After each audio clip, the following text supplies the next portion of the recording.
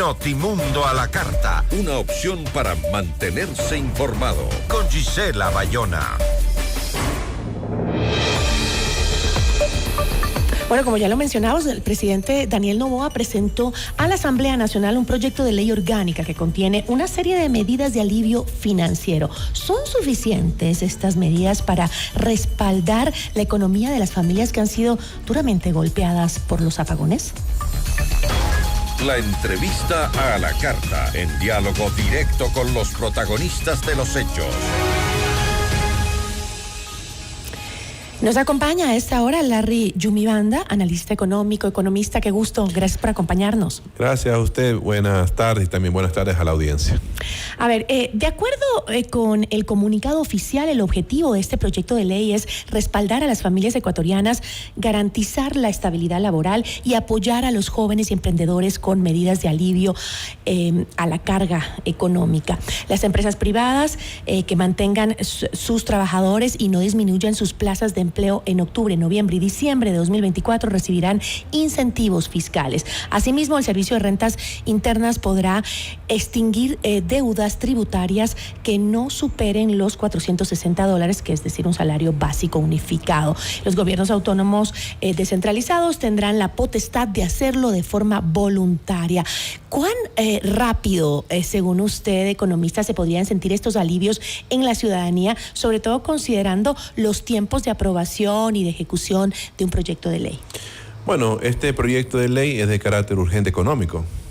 Tiene que durar prácticamente 30 días desde que lo califica prácticamente el CAL. Entonces, el asunto es que este alivio viene a ser uno más de los alivios financieros que se han venido generando. El último fue en el mes de junio, que estaba implícito en la ley de turismo, para simplificarlo, ¿no? Entonces ahí también había alivios financieros, tanto así que la resolución de la Junta, en donde el tema de los alivios hay que verlo desde dos puntos de vista: los que no tienen deudas vencidas y los que han tenido deudas vencidas. Sí, es que, por ejemplo, en las que tienen deudas vencidas, tiene que entrar a un proceso de refinanciamiento, de reestructuración, que lo que hacen es ampliar el plazo nada más de la resolución que hizo anteriormente la Junta de la Política y Regulación Financiera. Y con los que, por ejemplo, no tienen deudas vencidas, bueno, ellos pueden diferir, sí, hasta 90 días, pero en los dos casos va a tener la potestad el sistema financiero de acomodarse de acuerdo a la solicitud del cliente. Entonces, es un alivio parcial, no es que va a ayudar totalmente al problema central. Lo que requiere la ciudadanía es que se resuelva el tema de la generación de energía y también que se abarate el país, porque el país sigue siendo caro y eso se va evidenciando con cómo va a cerrar la economía este año y de cara a lo que va a ser el próximo año, que ya hay proyección de crecimiento económico que va a ser del 1.2%, uno de los más bajos de la región y del mundo. Ahora, hay otro punto también dentro de este proyecto de ley que preocupa, y es que se suponía que estábamos en un país que necesitaba incrementar la recaudación tributaria. Recordemos incluso que fue este mismo gobierno quien implementó 3 puntos más al impuesto al valor agregado, al IVA. ¿Qué cambió en la recaudación fiscal que podamos pues hablar de estas compensaciones tributarias cuando teníamos un Estado que estaba buscando financiamiento? La falta de previsión con respecto al estiaje, esto ya se sabía desde el año pasado. Entonces, más o menos, hasta inclusive algunos atinaron hasta que esto iba a empezar en el mes de septiembre. Entonces, no hubo una preparación oportuna del tema, no se hizo las gestiones referentes al tema energético, apenas se contrató una barcaza y ese es el asunto por la cual no alcanzan los recursos de carácter fiscal. Porque se le comienza a contraer prácticamente la economía. Ya el tercer trimestre la economía se le contrajo. Que ya estaba contraída. Ya, venía por un proceso de desaceleración. Pero se avisoraba que el tercer y cuarto trimestre iba a crecer, pero no va a crecer. Entonces, hoy ya técnicamente estamos en recesión. Y eso que implica que la recaudación tributaria comienza a desacelerarse también. Entonces, lo que salva al gobierno no es el IVA, sino las autorretenciones de los grandes contribuyentes, que le está generando $1.200 millones, que eso es de carácter temporal. Por eso es que a mí me sorprende de que el tema del IVA, que si quieren realmente ayudar a la economía, debería el presidente, por su potestad, bajarlo del 15 al 13. Y estos temas de los alivios financieros, bueno, que sean de carácter temporal, pero que lastimosamente lo va a tener que compensar con nuevos impuestos y que está en el proyecto de ley que también lo presentó a la Asamblea. Eso ya vamos a hablar. La Asamblea Nacional, como un poco balancear el asunto de que nada es gratis en este país, ¿no? Siempre alguien lo tiene que pagar. Exacto, nada es gratis. Pero la pregunta iba hacia justamente esos impuestos o esos beneficios tributarios en la recaudación que se están haciendo también está generando problemas al Estado, porque por un lado está dando beneficios tributarios a algunas empresas cuando la necesidad de dinero dentro del Estado es grande. Y es aún peor. Y la cuestión que no solamente están complicando al sector, por ejemplo, vinculado al SRI, sino también al IES. Y el IES tiene problemas del fondo de pensiones, tiene problemas del fondo de salud y tiene problemas al momento de otorgar los créditos. Y también el presidente, por libre discreción, también comienzan a meterlo dentro del problema. Sí, entonces, eso también de alguna otra forma va a seguir lesionando la liquidez y solvencia del Seguro Social. Veamos justamente qué dice esta propuesta de ley justamente sobre el tema del IES. Dice que el Instituto Ecuatoriano de Seguridad Social suspenderá temporalmente los cobros coactivos desde noviembre de 2024 a febrero de 2025. Los deudores también podrán acceder a facilidades de pago. Los empleadores podrán aplazar el pago de 2 aportes al IES de noviembre y diciembre de 2024 sin generar responsabilidad patronal. Mientras que los trabajadores que tengan fondos de reserva en el IES van a poder usarlos para pagar deudas en la misma institución. Estas deudas pueden o no estar vencidas. Finalmente, los afiliados del IES tendrán acceso inmediato al seguro de desempleo. Entonces, lo mismo viene a ser. El IES ¿tiene realmente la capacidad de funcionar sin recibir pagos de los afiliados y además ofrecer un acceso inmediato al seguro de desempleo? A ver, en algunos casos beneficia la medida porque si usted retira los fondos de reserva para pagar las deudas al Seguro Social, la plata queda ahí. Eso por un lado. Por otro lado, el tema del diferimiento de los aportes patronales, eso hay que tener mucho cuidado si no hay una correcta planificación. Porque los ciudadanos que quieren acceder a préstamos quirografarios, una de las condiciones es que estén al día el empleador con el Seguro Social. Y eso debería el gobierno tener mucho cuidado al momento de diferir los aportes, especialmente el patronal. Por otro lado, está bien que, por ejemplo, los afiliados tengan acceso al seguro de desempleo, pero cuidado, desfinancian al seguro. Sí, porque normalmente el seguro de desempleo se financia con varios ítems, especialmente por el fondo de cesantía y por contribución del Estado. Entonces, si se van a comer la liquidez del Seguro Social, que sirva para cubrir los compromisos del mismo Seguro Social. Pero eso de ahí está parcialmente en la ley. Hay otro que sí lastimosamente va a influir en la liquidez de la solvencia, que es como, por ejemplo, le mencionaba, del diferimiento de los aportes patronales y también el diferimiento de los compromisos. Eso le va a restar liquidez en el corto plazo. Entonces, estos alivios no necesariamente van a ser ejecutados de manera eficiente por las instituciones estatales porque no están en la capacidad. El Seguro Social adolece de problemas y más bien hay que sacarlo dentro del problema, pero lo han metido porque el gobierno piensa que es la plata de ellos. Y no hay que olvidarse que el seguro lo financian los asegurados y también los jubilados. Entonces, yo creo que deberían haberlo sacado de esta cuestión.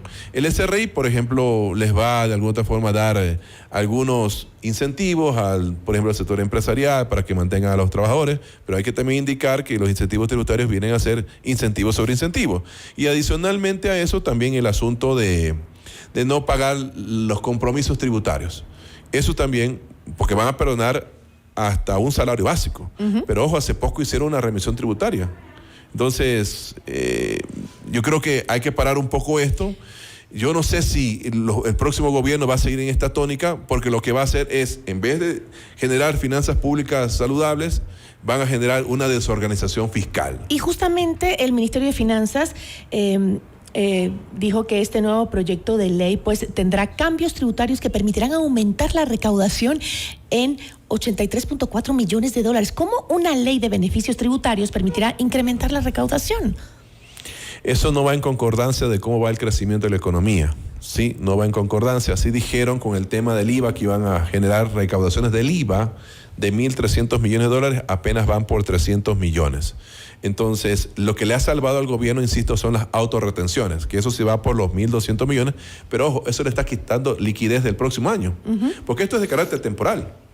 Termina el plazo que vence más o menos a mediados del próximo año, y cómo van a recuperar esa recaudación para el año 2026. Entonces, ahí es donde el FMI exige, y esto todavía no lo ha presentado el gobierno, me imagino que lo van a presentar más adelante, una nueva reforma tributaria para que estas cuestiones de carácter temporal, especialmente con la autorretención, sea de carácter permanente. Porque si no, el compromiso del FMI es entregar recursos siempre y cuando le garanticen el pago a la misma institución. Estamos hablando Fondo Monetario Internacional.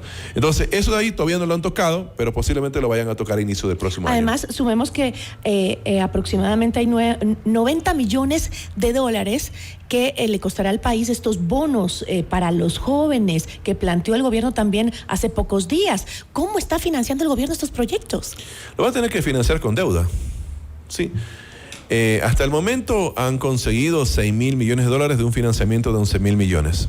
Eso que va a implicar de que el déficit fiscal no va a cerrarse en el 2.5% del PIB, que fue lo que al inicio dijeron. Posiblemente se cierre en el 4 o 4.5%.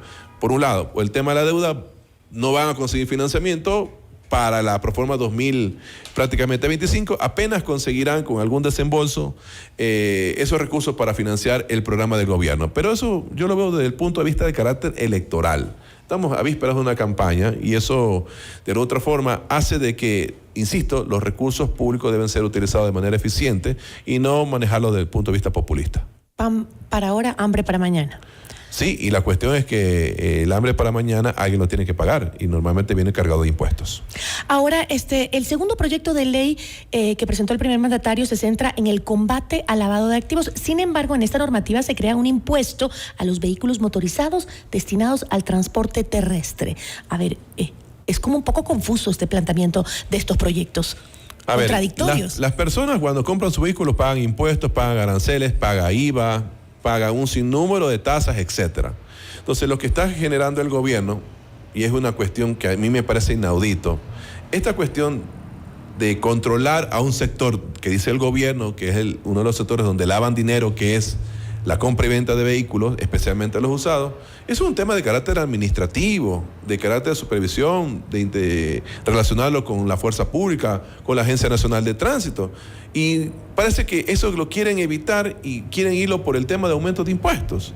O sea, si mañana se populariza la rabia, le vamos a poner un impuesto al perro. Entonces, esa no es la solución. La solución es que cumplan con su trabajo. La UAFE que haga su trabajo. La Agencia Nacional de Tránsito haga su trabajo. Los municipios hagan su trabajo. Entonces, este de aquí es un impuesto más a los impuestos que ya existen. Impuesto al rodaje y un sinnúmero de impuestos que pagan los ciudadanos al momento de hacer alguna alguna compra de un vehículo, en este caso cuando lo quieran renovar. Y eso afecta justamente a qué sector de las familias ecuatorianas, porque por un lado dice, bueno, esta ley de alivio financiero va justamente al sector medio, a la clase, a las familias más vulnerables. Bueno, los alivios financieros van directamente a la clase media, pero el impuesto también va agravado a la clase media. Aquel que va a comprar una moto, que en el mercado está en $600, va a tener que pagar un nuevo impuesto. Y también a los que van a comprar vehículos, a los que van a comprar, por ejemplo, tractores, los que van a comprar buses, que no sean destinados al turismo, pero que van a tener que pagar un impuesto adicional. Entonces, por un lado generan cierto alivio financiero, pero por otro lado están generando supuestamente nuevos ingresos para financiar el alivio fiscal, pero también para financiar el presupuesto prácticamente del año 2025. Según su criterio, economista, ¿estos proyectos que plantea el presidente tienen un respaldo técnico o un respaldo político? Yo creo que más se ha manejado desde el punto de vista político, porque el IVA también fue político, ¿sí? No ha dado los resultados prácticamente convenientes. Si hubiera sido una cuestión de carácter técnico, bueno, se justificaría con algún estudio econométrico, pero nunca lo presentan. Nunca presentan un estudio econométrico de las medidas. Siempre es una cuestión redactada en un artículo y que lo tiene que poner al debate de la Asamblea Nacional y todo el mundo tenemos que debatir sobre lo que ya está. Pero cuando nosotros exigimos el estudio técnico, nunca lo entregan. Entonces, eso a nosotros nos da como conclusión de que este tema es más político que técnico. Economista, muchísimas gracias. Gracias a usted y que tenga buenas tardes. Nos acompañó Larry Yumibanda, analista económico. Ya volvemos con Notimundo a la carta.